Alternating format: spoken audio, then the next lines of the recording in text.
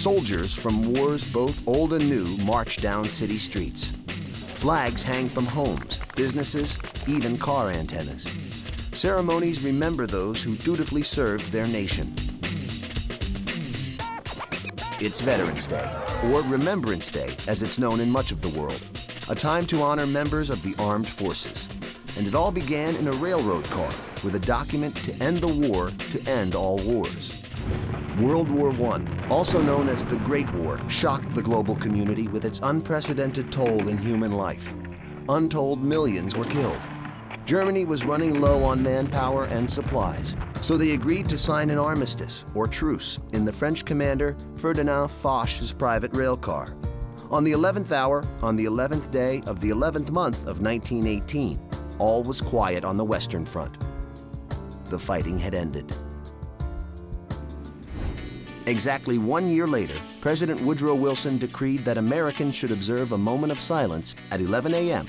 to remember the armistice and to embrace the peace.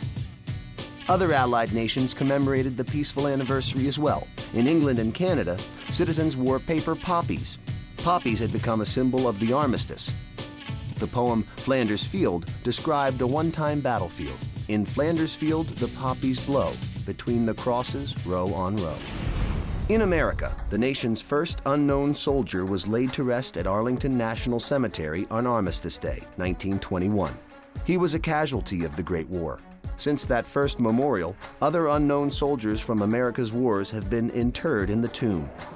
And it's become tradition for the president or one of his representatives to lay a wreath on the monument every November 11th.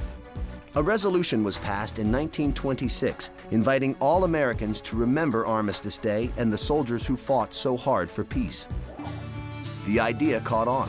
By 1938, the day was marked with so many ceremonies and parades, Congress made it a legal holiday, giving people the day off work.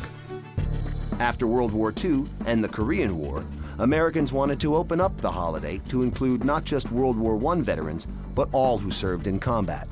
In 1954, President Dwight Eisenhower, a World War II vet himself, legally changed the U.S. Armistice Day to Veterans Day, honoring those who served in all American wars. For a brief time starting in 1971, Congress moved the holiday to the fourth Monday in October, giving Americans a three-day weekend. But most people rejected the idea. The traditional date of November 11th, the anniversary of the Great War's ceasefire, was too historically important to forget. President Ford reversed the law in 1975, returning Veterans Day back to its rightful date. Over the decades, the holiday has changed with the times. Originally, it was a call for world peace. Then in the U.S., it became a day to remember war veterans.